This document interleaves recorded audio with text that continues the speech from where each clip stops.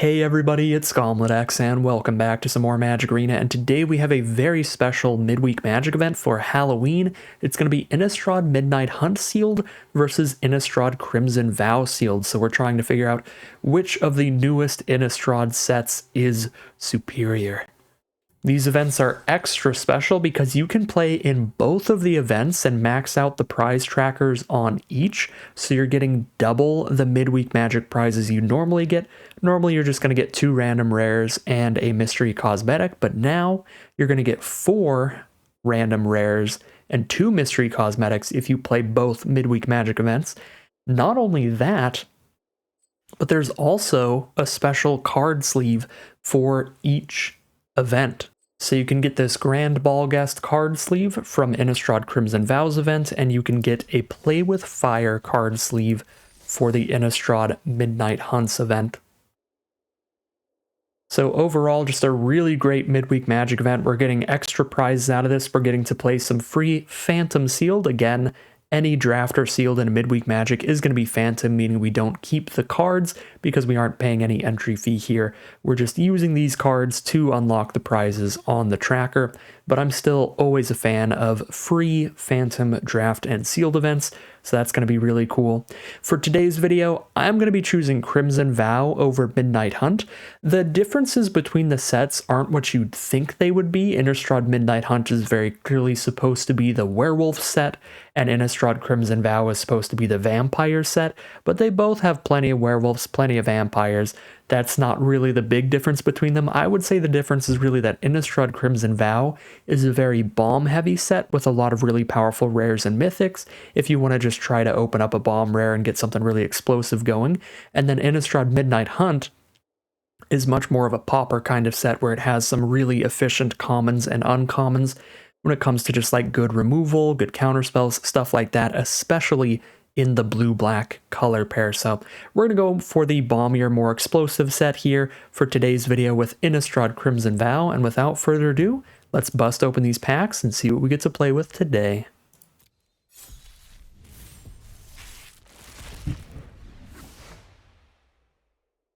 And as you can see, we are certainly showing off some of the bombs here. The Hullbreaker Horror is a massive one, very, very expensive card, but it is a 7/8 you can cast at instant speed that can't be countered, so you flash this out, kill one of their attacking creatures because they are probably not attacking with anything with more than 7 power, and you also get to bounce a spell or a permanent every time you cast a spell. So very, very powerful rare there. Helena and Elena are also tremendously powerful. 4 mana for a 2/3 first strike reach that puts 2 +1/+1 counters on one of your creatures and gives it haste every single turn.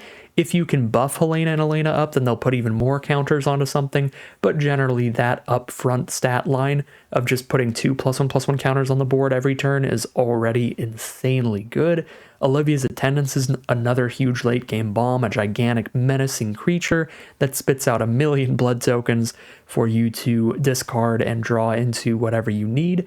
And we also have Catilda, which is pretty powerful if you've got a good amount of spirits and enchantments to kind of buff both halves of the card. The Catilda, the front half gets larger for the number of spirits and enchantments you have, and the back half makes whatever you're enchanting larger for the number of spirits and enchantments you have. So really, really nice rares here. Change of Fortune is basically completely unplayable though, so that one's a little sad.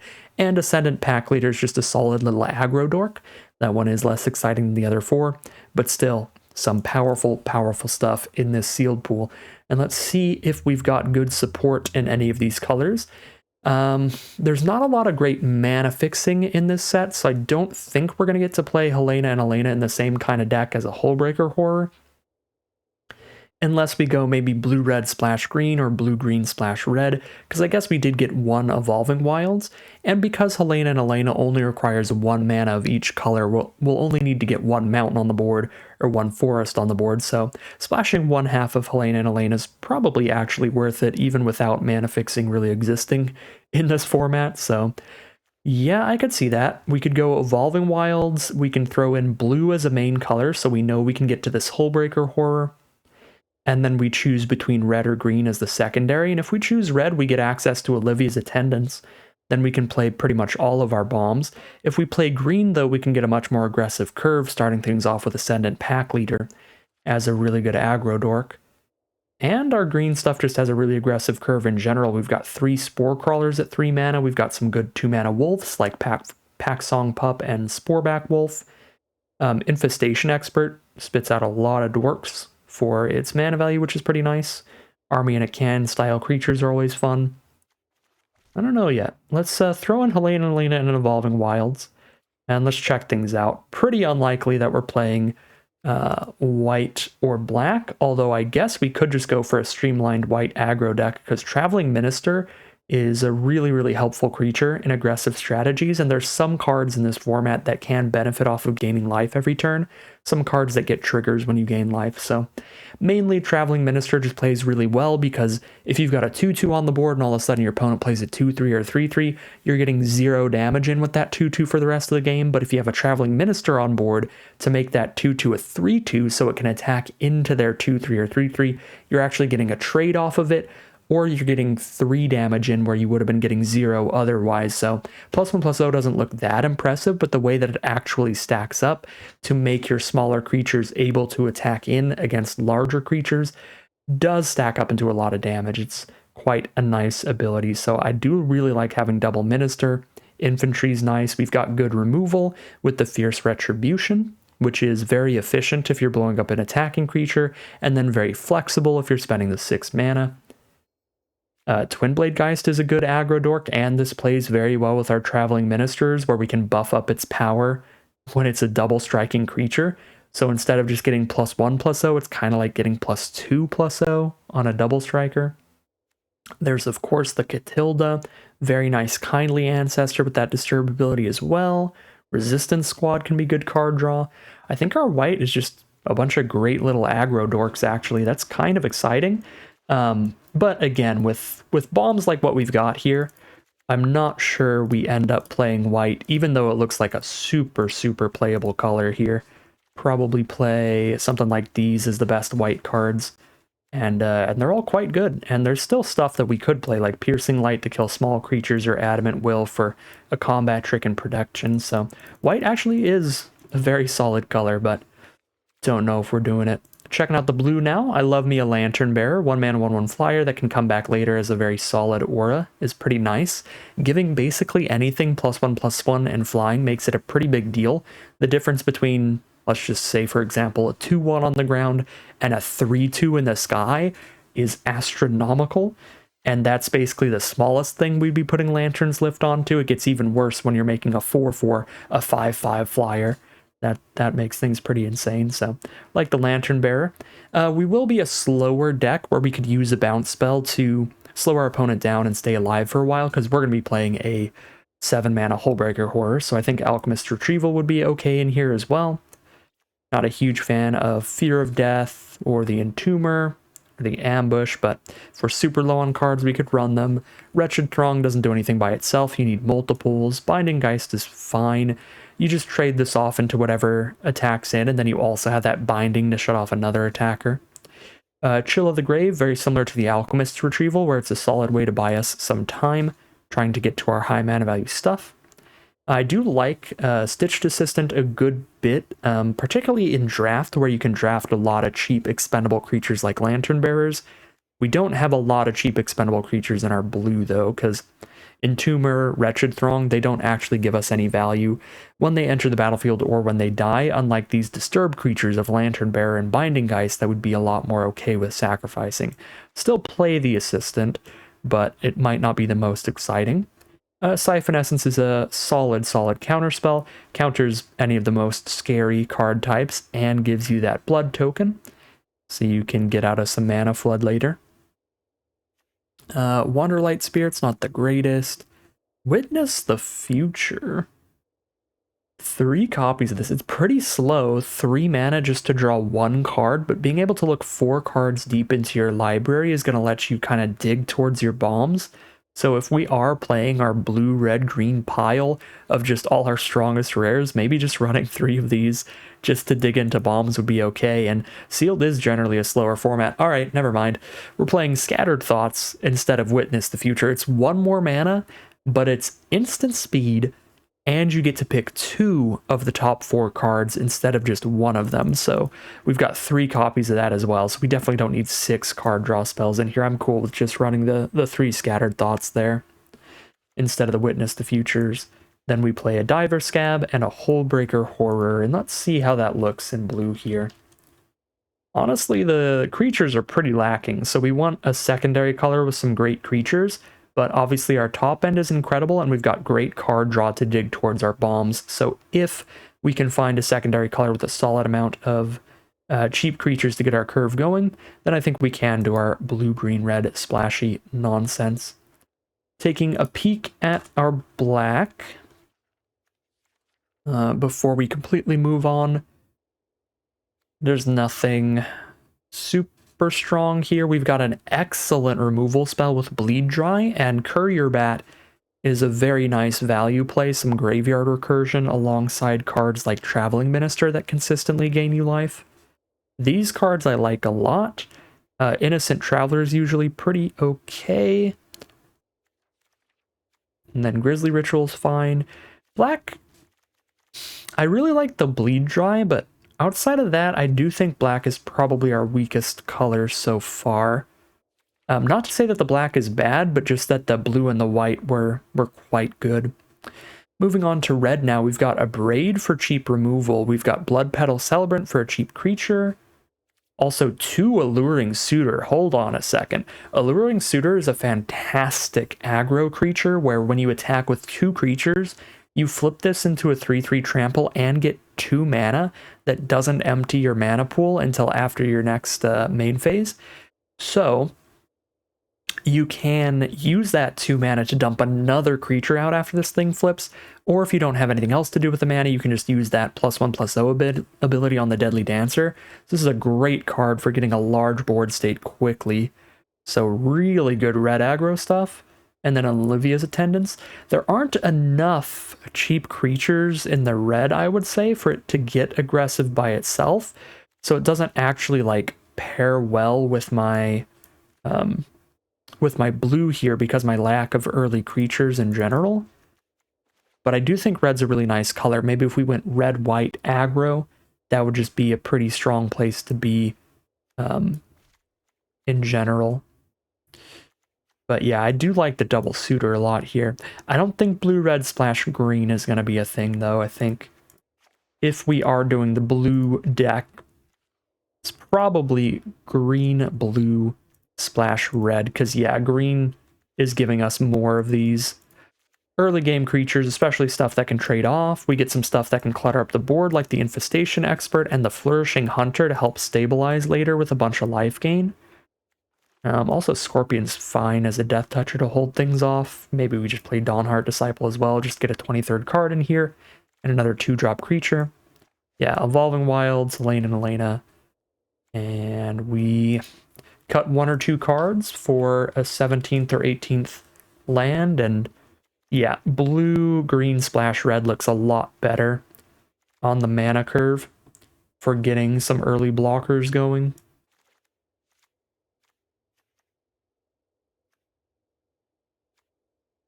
Are any of these creatures actually that expendable? I don't think any are that expendable for Stitched Assistant to be that exciting. Maybe that's not the greatest. Binding Geist also, now that I have triple Spore Crawler instead to just trade off into something and just straight draw a card immediately, I think I like that better. Put the Disciple back in for the curve. This would be the blue-green splash red. 18 lands because we've got a 7-drop, a 6-drop. We have these to dig out of extra lands, where I'm always going to mill 2 lands with this because I'll pick up 2 non-land cards. I think this can be an 18-land deck with these big spells here. Yeah, this looks pretty good to me. Obviously, we need to put some lands in here, but I think it's this this slower blue-green splash red build, or it's just like straight white-red aggro.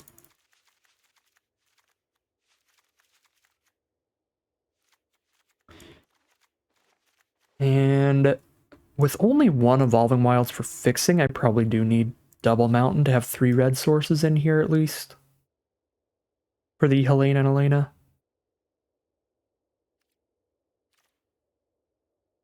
Got some double blue cards in the deck, but they're 5 and 7 mana. So I don't think that affects my counts here. So 12 green to 10 blue. I think we drop a blue then, and then that is the deck. Yeah, we need the green mana sooner than the blue mana on the curve. So one more green source than blue source. 2 red sources and Evolving Wilds. Yeah, is the bomb deck. That's not how to spell bomb. There we go. All right, so we've built our blue-green splash red bomb deck, but I want to take a look at that red-white aggro real quick. This is a midweek Magic sealed event, so it's not that serious. We could just run with that deck and be super happy with it, because we can play this event infinitely. If I lose 20 games in a row, as long as I win 4 games at some point, doesn't really matter. So we don't have to be super diligent here and find what I think is like the strongest deck ever.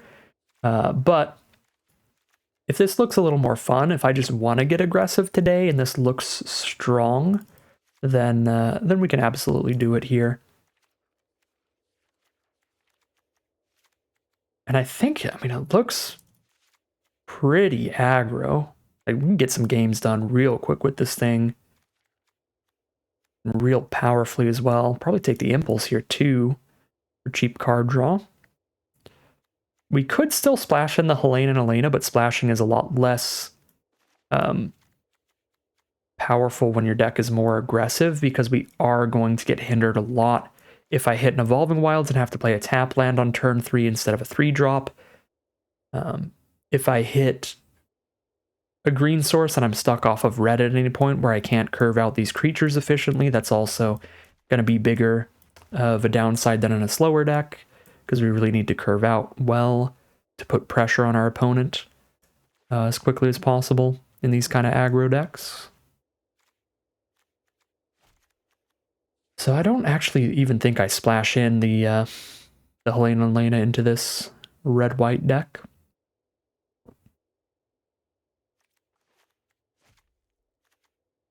$14 creatures? I guess I do need to put some of the more filler creatures in. Is there anything decent in white? If I play a million 3-mana creatures, I guess Griff Rider is probably my favorite of these 6 creatures here, but really don't like those. Don't love these either, though. Dang, we're like really close to like the perfect little red-white aggro deck here. The curve's just a little bit slower than I want it to be with this mountain of 3-mana stuff. But the deck is definitely powerful.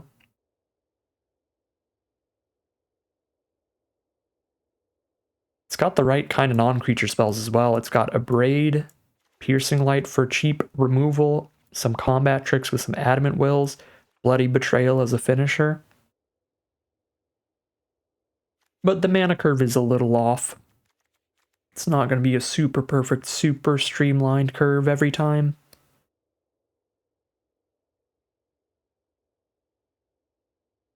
But still a really decent way to go. But in the end, I think I will go with the bomb pile. Alright, here's a look at our complete deck list for today. We are on a blue-green splash red pile of bombs here. We've got a lot of cheap creatures to be trading off in the early game to keep us alive. Some cards like Toxic Scorpion that's got Death Touch, so it trades into anything. Some Spore Crawlers so they can trade off and have us draw a card. Lantern Bearer can trade off and give us that aura that we can put onto something later. It's a lot of nice ways to trade off and get a little bit of value in the early game. Some other ways to slow our opponents down, like bounce spells, tap spells, stuff like that. And 3 Scattered Thoughts to dig through our decks, searching for our big bomb plays. Looking through the top 4, picking the best 2, putting them into our hand. And of course, some random card draw with just Spore Crawlers and Chill of the Grave, drawing 1 card apiece. So that we can dig towards Helena and Elena, Hullbreaker Horror, and just relatively large creatures like Flourishing Hunter, Infestation Expert style stuff. So looks like a pretty powerful, pretty fun deck for today, but without further ado, let's head into the gameplay. Here we are on the play for game 1. Definitely do not like the fact the hand is mono green. but I don't need to cast Alchemist's Retrieval till quite some time.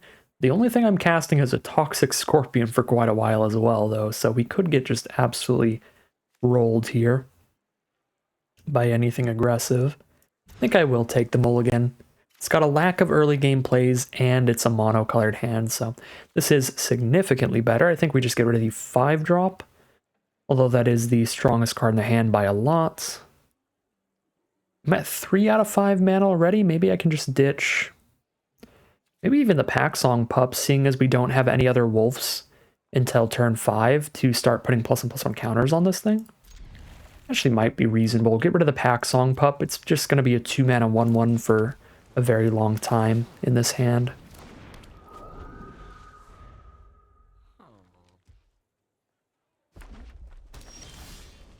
No, and then we draw another wolf. On the plus side, it gives us something to do turn 2, but obviously on the downside, that would have been the wolf to start getting +1/+1 counters on the Pack Song Pup. Alright, let's jam in for 3. Drop a Spore Crawler, and we're just curving.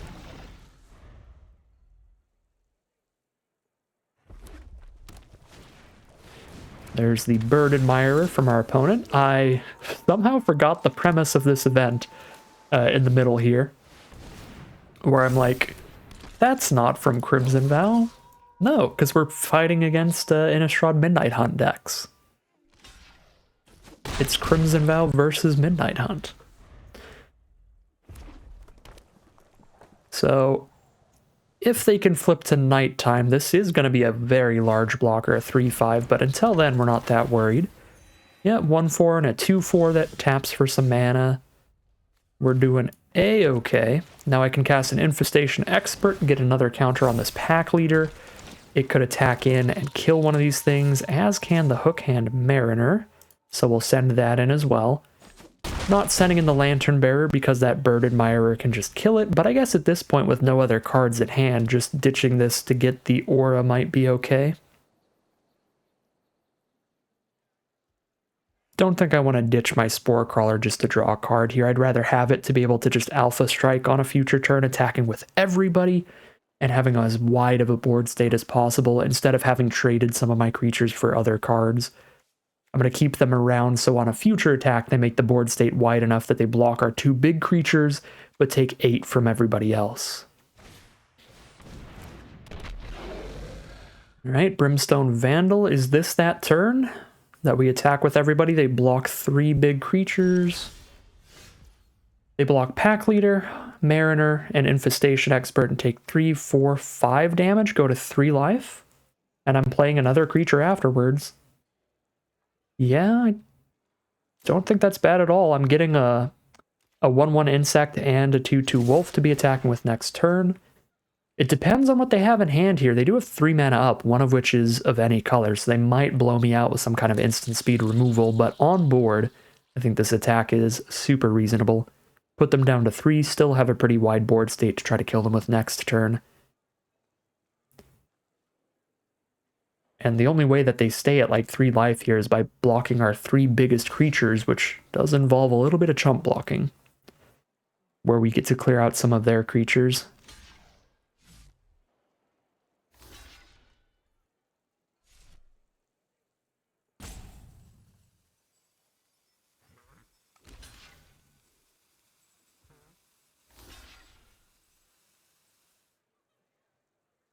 Very solid block from our opponent. This would put them to 2, but it would kill one of our creatures and one of theirs, which is pretty fair. Alright, Combat Trick to kill 2 of our creatures and none of theirs, but we do draw a card off the Spore Crawler, and they are down to 2 against 6 creatures on board. Could also just let this thing flip, the werewolf here.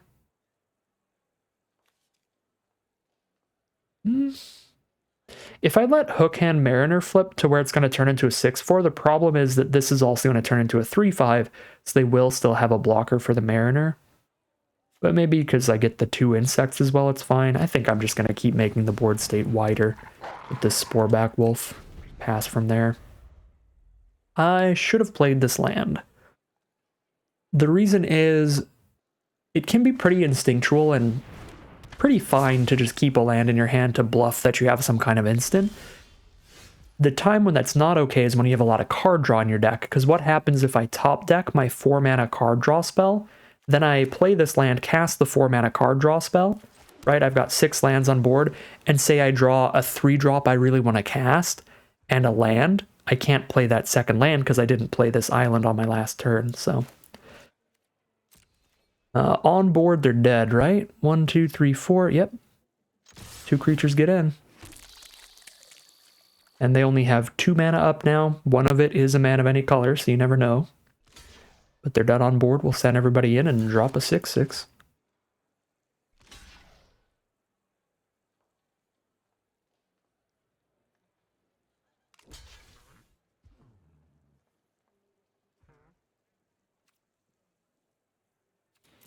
What am I killing here? Yeah, we'll kill the mana dork. With the 4/4. They are just going to scoop them up there. I was in the middle of a spiel, so I didn't realize that they gained 3 life off Rejuvenator, so they weren't actually dead there, but we're still putting them to 1, clearing out a little bit of their board, still having a wider board state, and dropping a 6/6. So we kill them on the next attack. It's 3 blockers to 1, 2, 3, 4, 5, 6, 7 creatures. Yeah, we were definitely finding lethal on the next attack, so we'll start things off with our first victory, grabbing our first random rare reward.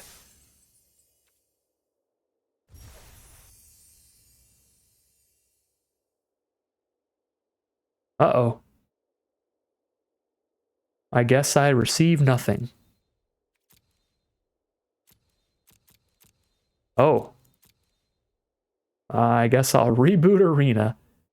I can't even claim my nothing. Oh. All right. I claimed my nothing. That was probably just a visual glitch. I don't personally care about the random rewards, really. I just like getting extra gems if I get duplicates of my rares. So, probably just a visual glitch there. But if you do get that glitch yourself, probably want to make sure that you actually got something in your collection if you care about the random rares. Here we are now for game 2 with a very mediocre hand, but it's got both our colors. Get things started with a nice little defensive dork and then hold up a counterspell, I suppose. Find a pack leader. Save that for later.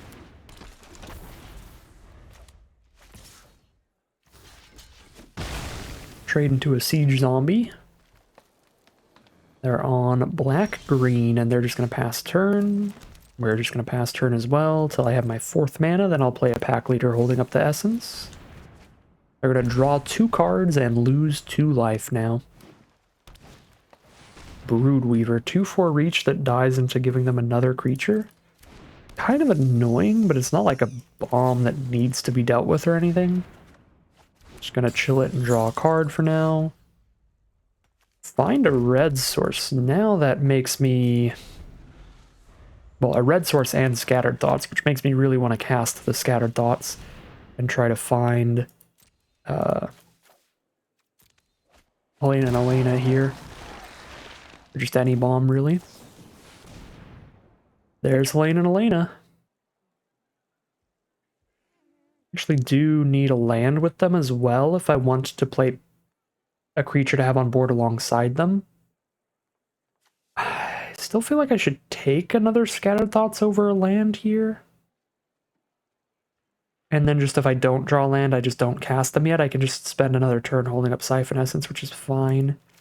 I think the card advantage of a second Scattered Thoughts just can't be denied here. And if we draw land, then it's perfect. And we have just a golden turn here. Unless they have Infernal Grasp. The uncommon 2-mana destroy any creature. But there's no common removal spell that should kill Helena and Elena before their turn.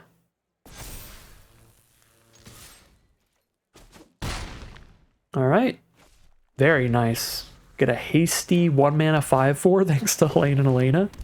Now they play a Dreadhound while we're tapped out.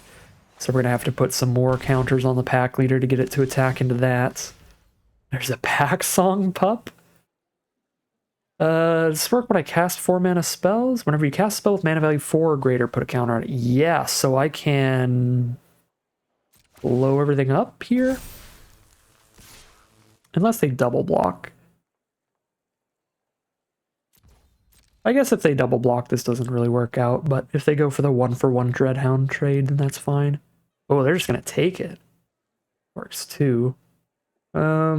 Then I think I'll just play a Paxlong Pup and hold up Siphon Essence if that's the case, rather than Scattered Thoughts and play the Pup. Also, Toxic Scorpion Helene and Helene is kind of neat. We can have a first strike death-touching attacker on a later turn.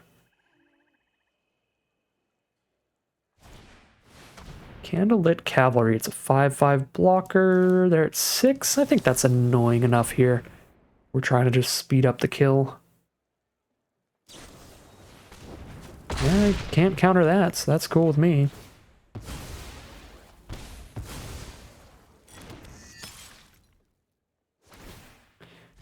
Okay, send in a Decayed Zombie. We will take the 2 damage.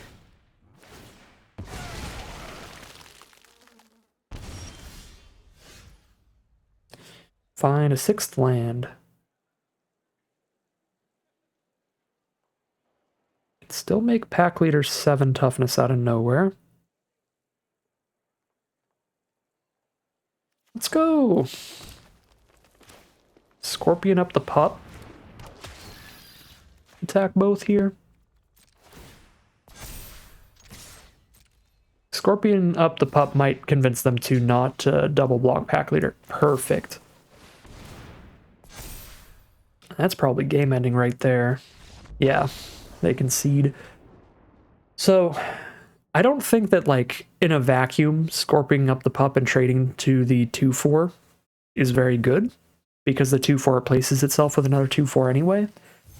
But what makes it good is they might want to take that trade because the trade is in their favor, which gets them to not go for the double block on the 7/6 that we do, just completely blow them out with putting a counter on at instant speed. So that went very well, and we are going to grab our second rare reward, which is invisible again. Love to see it. Magic Arena, functioning as intended as we head into game number 3. Alright, here we are on the play for game 3. We've got 1 blue source off Evolving Wilds. We just need to draw a second by turn 7, which should be pretty reasonable.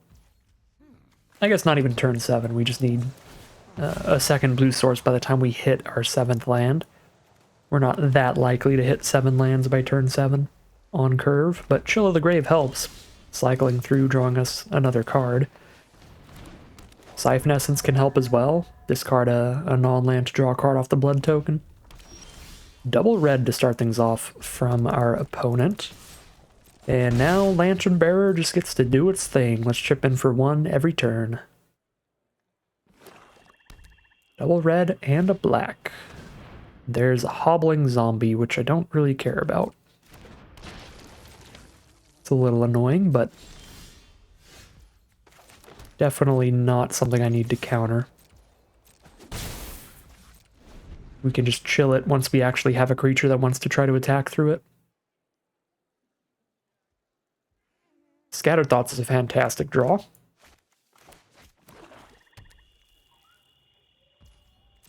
If they don't cast anything that needs to get countered here, Scattered Thoughts is phenomenal.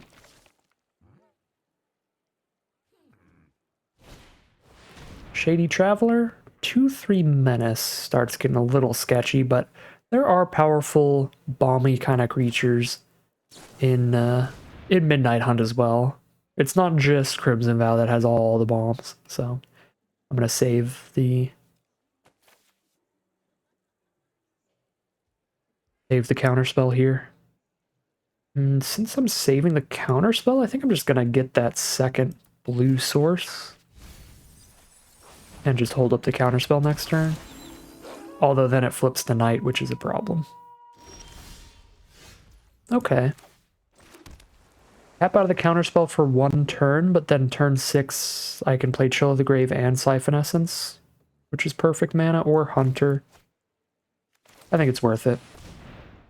If I don't tap out of the counterspell, I'm going to have no blockers up against a 4/4 menace at night.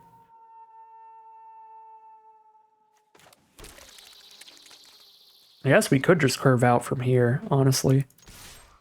What are the odds that their spell that we might be able to counter is going to be better than just a 6/6 that gains a bunch of life and then a gigantic 7/8 flash? Not that high. Play with fire my face to scry one here. Maybe looking for a 5th land or something. Trying to hit like a really strong card on curve.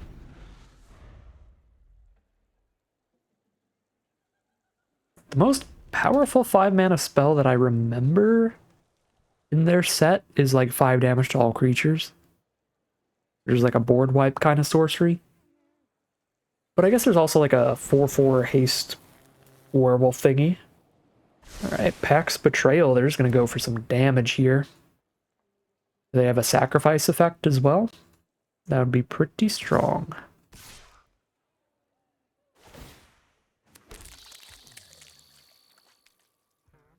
I guess they get an insect off our card either way too, which is also pretty good.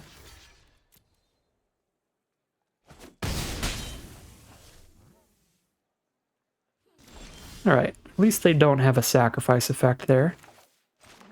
So I can Flourishing Hunter gain 4 and have a 6/6 on board, or I can play a pack leader to hold up my interaction.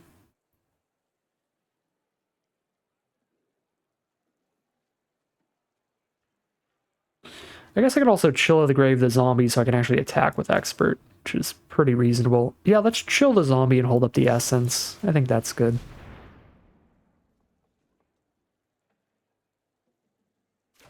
Getting attacks in with the Expert to be able to get the 1/1s off of it feels pretty solid.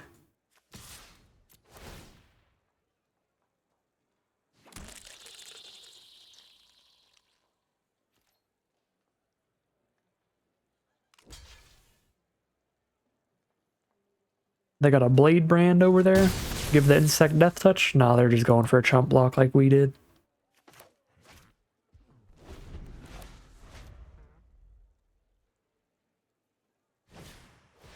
Novice Occultist is A-okay. Just a 1/2 that draws them a card when it dies. They've got 2 cards left in hand. Cavern Ruffian. It's honestly also okay. It turns into a 6/5 at night, but it doesn't have menace or anything like that.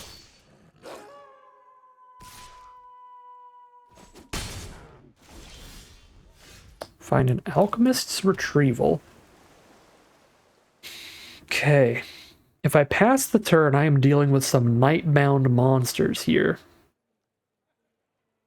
But then I'm holding up a Hullbreaker Horror. This is a little bit greedy, but I really would prefer to have 8 mana up when I play the Hullbreaker.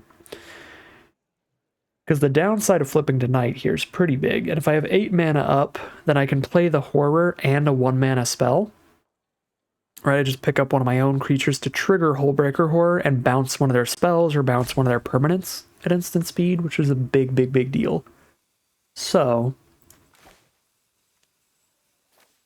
because I don't really want to flip to night to play a Hullbreaker right now, I can go Pack Leader Hunter or Pack Leader Hold Up Siphon Essence.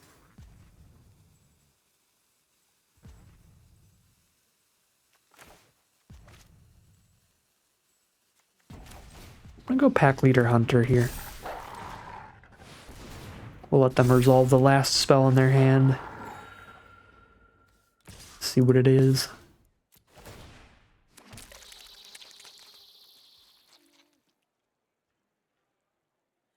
Should have done this post-combat, because I could be threatening to have a combat trick to kill the Ruffian otherwise.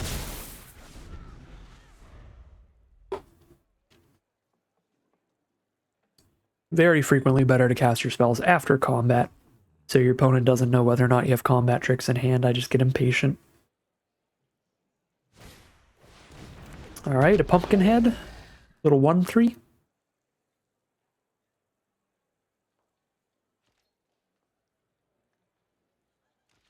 Alright, cool.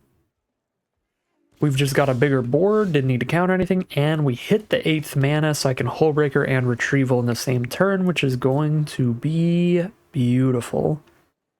Now, if they block in a way that gives me a really good Retrieval during my turn, I'll just do that. The problem with that is that if I Retrieval one of their permanents, it costs me 2 mana instead of 1 mana, and then I can't play Hullbreaker Horror this turn, but honestly, I think that's probably fine. I guess I could just flash out Hullbreaker Horror during my turn, and then Retrieval one of my own cards to Retrieval one of theirs. If we want to do that. And flashing out Hullbreaker Horror would make Pack Leader 4 toughness out of nowhere if that affects things too.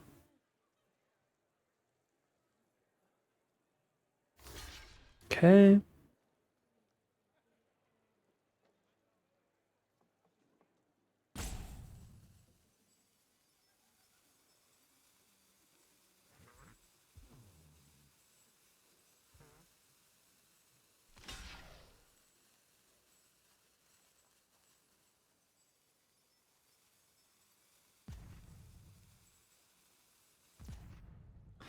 It's all pretty cool with me. Obviously, I don't love trading a 6/6 down into a Death Toucher, but something big is going to trade into a Death Toucher at some point, no matter what. Everything else is perfectly reasonable.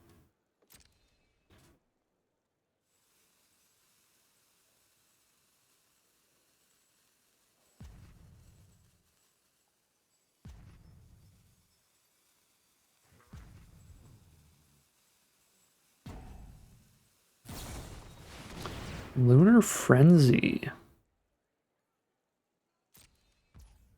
I'm going to go for first strike on the Ruffian. So they want it to kill my Expert.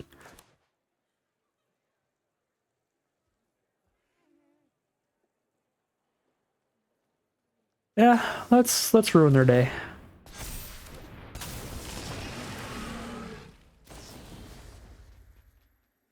I could even pick up the Flourishing Hunter if I want.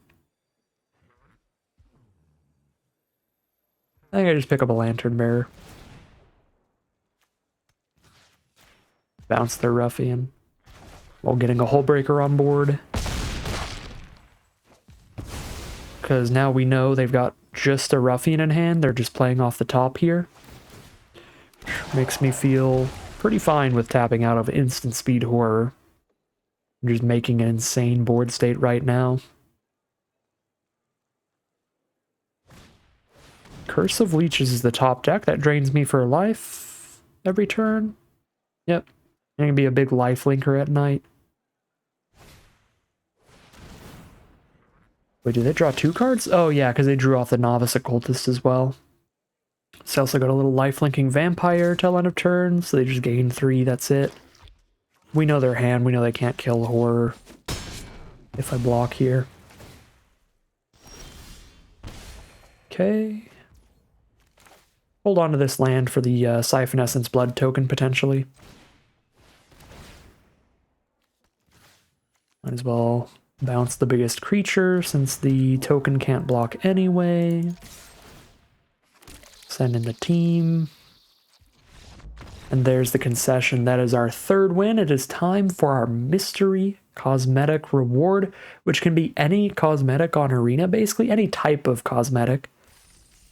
I'm guessing there are a few that it can't be. It can't be like the licensed card sleeves that cost like $10 or anything like that. But it could be a Parallax card style. That's what you're going to get most of the time because there's like 300 per set. It could also be one of the cooler card styles. The showcase card styles like the Eldraine storybook artworks and stuff like that. It could be a card sleeve. It could be an avatar. It's really a mystery bag. So let's see what we get here. I just got my fingers crossed that it's not a Parallax card style because those are by far the most common cosmetic and the one that I don't like very much. Yeah, there it is. Parallax card style. Again, it's what you're going to get the vast majority of the time, but it's definitely the most boring card style or cosmetic to me. Still, gotta be some free stuff for us, so let's head into that final game, see if we can't go ahead and grab the Innistrad Crimson Vow sleeve as well. Another Hullbreaker Horror hand. I'm cool with it. I've got 2 cards that draw us a card at some point. which is going to help see farther into our deck, get closer to 7 lands total. This is a pretty reasonable hand when it comes to trying to just grind things out till we get to a Hullbreaker Horror. We have a Death Toucher to trade up with. We've got a nice 3-power creature that draws us a card when it trades off. We've got a Stun from the Chill of the Grave. This hand definitely has a plan. Alright, let's drop a Forest, pass the turn. Our opponent is playing white. We drew our Pack Leader turn 2. I think that's still actually better than putting a Toxic Scorpion on an empty board. Playing a 2-1 with no abilities versus a 1-1 Death Toucher right now. But there is the 2-2, so no attacks for Pack Leader. Unless I want to just stun that, trying to hit a 4th land so I know I can Mariner next turn. I don't think I want to do that. Alright, red, green, and white from our opponent. A Kessig Naturalist, which is a mana dork, while it attacks, which is cool. We do naturally hit the 4th land, which is very helpful. I am super happy to trade Spore Crawler into anything. Still not so much the Pack Leader, because we've got a 4-mana spell. We can make Pack Leader a 3-2, which means we're only 1 spell away from making it 3 toughness, big enough to trade into both of these creatures.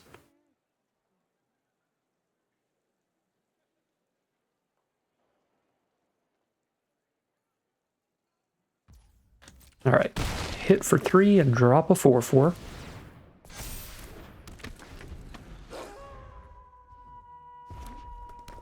Four mana up from our opponent. There's a Dual Craft Trainer, really nice when they hit Coven. Coven means they need 3 different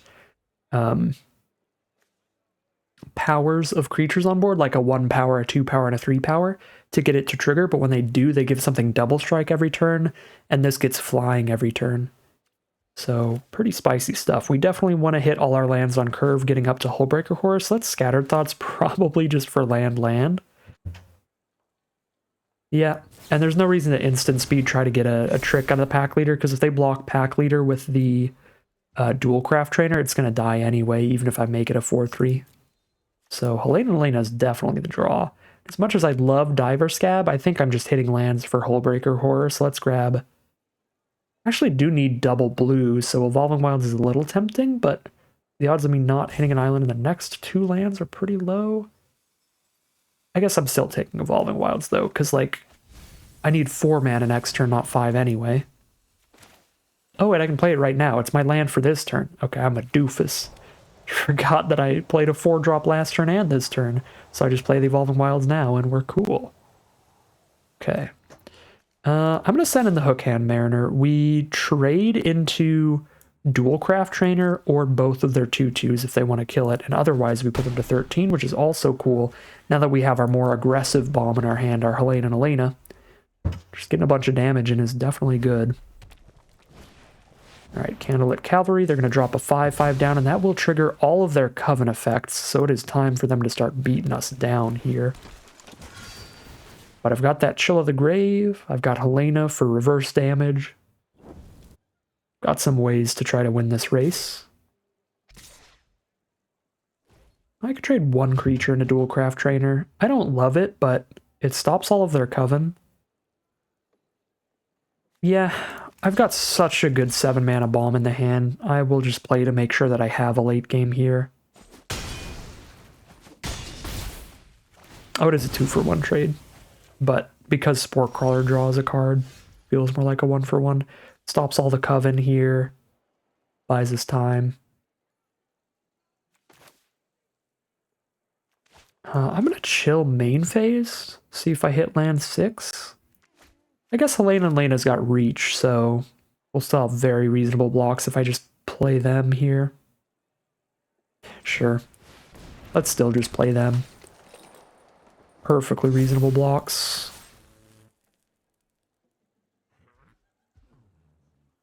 They could double block the Mariner, then we kill the 5/5, but they are not going to, so they're down to 7. So we take 5 from the Cavalry, but that's it this turn.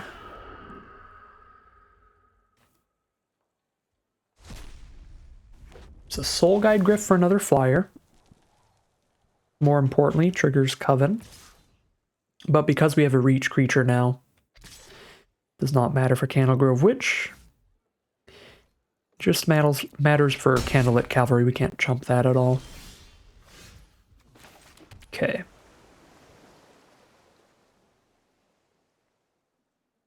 I've just got double Chill of the Grave.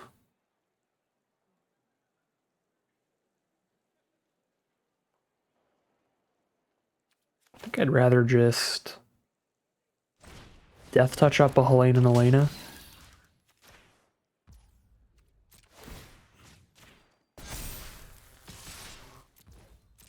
And then chill during their turn. I guess haste on the Scorpion would have been pretty good here, because it would trade into the Griff still. Because of its Death Touch. Even if it's just a 3/3.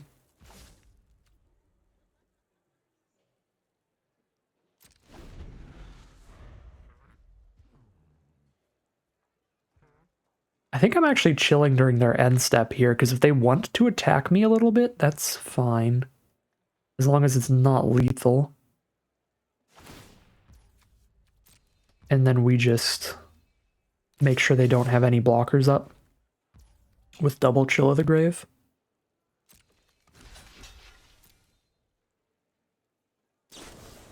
Flare of Faith. Okay. So I'm not dead, but their cavalry isn't dead. And as long as I'm not dead, that's the only thing that matters here. We tap down their blocker, and that is super lethal. Alright, I don't think I played that one out perfectly. I might have been able to just kill them faster if I just didn't go for the 2-for-1 trade on the dual craft trainer there, since we hit the Helena Elena instead of the Hullbreaker Horror.